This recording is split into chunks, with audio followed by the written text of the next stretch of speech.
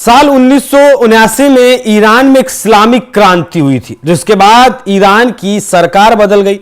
Iran क्या था और ईरान क्या हो गया वो भी आपको बताऊंगा। लेकिन वो जो इस्लामिक क्रांति हुई थी उसमें दो चेहरे प्रमुख तौर पर थे, एक थे खुमैनी और एक थे खामेनी। 1979 से लेकर अगले 10 साल तक जो खुमैनी थे उन्होंने ईरान की सत्ता को चलाया और उसके बाद से लगातार ईरान के सर्वोच्च नेता के पद पर अली खामेनी जो हैं वो बैठे हुए हैं। लेकिन अब जिस तरीके से इजराइल ये दावा कर रहा है कि जब तक खामेनी की वो हत्या नहीं कर देता, जब तक खामेनी नहीं मारे जाते, तब तक इस जंग का रुकना नामुमकिन है। ट्रंप की तरफ से भी यह बयान दिया गया था कि हमें पता है कि खामेनी किस लोकेशन पर है, कहां खामेनी है, लेकिन अभी हम उन्हें मारेंगे नहीं, अभी नहीं मारेंगे या फिर नहीं मारेंगे। या फिर जिस तरीके से इजराइल इस बात को लेकर प्रतिबद्ध है कि ईरान के जो सुप्रीम लीडर हैं उनकी मौत के बाद ही यह युद्ध थमेगा। इजराइल ईरान की जनता के सामने भी यह प्रस्ताव रख चुका है कि वो सड़कों पर उतरे और जो 1979 से पहले का ईरान हुआ करता था वैसा ईरान बनाए। ईरान उस वक्त से पहले लगभग यूरोप की तरह दिखा करता था, पूरी तौर पर खुलापन वहां था, मॉडर्नाइजेशन वहां था, मतलब महिलाओं को, लड़कियों को हर काम करने की आजादी थी। लेकिन जैसे ही इस्लामिक क्रांति हुई वहां मतलब इस्लामिक रूल पूरी तरीके से आ गया और ईरान ने यह ठाना कि ईरान अपने ही दम पर आगे बढ़ेगा, अपने ही दम पर खुद का विकास करेगा और ईरान ने वो करके भी दिखाया। आज ड्रोन की जो टेक्नोलॉजी ईरान के पास है वो मतलब बहुत बेहतर है, रशिया भी उसके ड्रोन्स का इस्तेमाल करता है। लेकिन अब यह खबर और ज्यादा बड़ी तब हो जाती है जब यरूशलेम पोस्ट में एक रिपोर्ट छपती है और इस रिपोर्ट में दावा किया जाता है कि खामेनी ने अपने 3 संभावित उत्तराधिकारियों के नाम पर मोहर लगा दी है।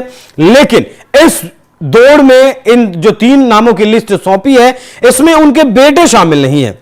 यरूशलेम जो पोस्ट की रिपोर्ट ये कहती है कि द न्यूयॉर्क टाइम्स ने एक रिपोर्ट में दावा किया कि ईरान के सर्वोच्च नेता अयातुल्ला अली खामेनी ने 3 वरिष्ठ मौलवियों के नाम अपने उत्तराधिकारी के रूप में आगे कर दिए हैं। इजराइल के साथ जो संघर्ष चल रहा है उसमें अगर उनकी हत्या होती है तो उस हालत में उन तीनों में से किसी भी एक नाम को पदभार दिया जा सकता है। खामेनी ने ईरान के सर्वोच्च नेता चुनने वाले विशेषज्ञों की सभा को यह निर्देश दिया है कि वो उनके द्वारा दिए गए 3 नामों में से किसी एक को अपना उत्तराधिकारी चुन सकते हैं। यह कदम उस गंभीरता को भी दिखाता है जिसे 86 साल के नेता शायद महसूस कर रहे हैं। फिलहाल वो अंडरग्राउंड बताए जा रहे हैं, किसी सुरक्षित जगह पर हैं और बाकी विश्वसनीय जो सहयोगी हैं उनके माध्यम से वो अपने देश के आला अधिकारियों के साथ संवाद कर रहे हैं, संपर्क साध रहे हैं। उन्होंने न सिर्फ अपने संभावित उत्तराधिकारियों के नाम सामने रख दिए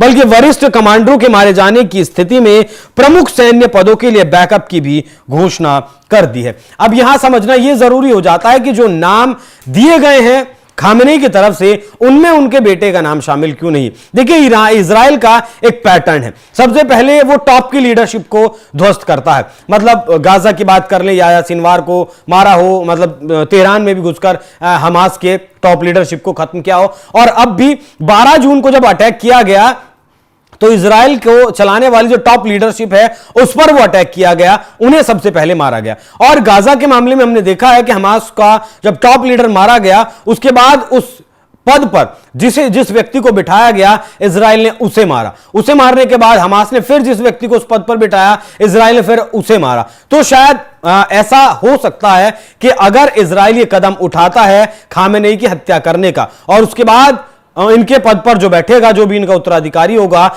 जाहिर सी बात है इजराइल उसे भी टारगेट करेगा।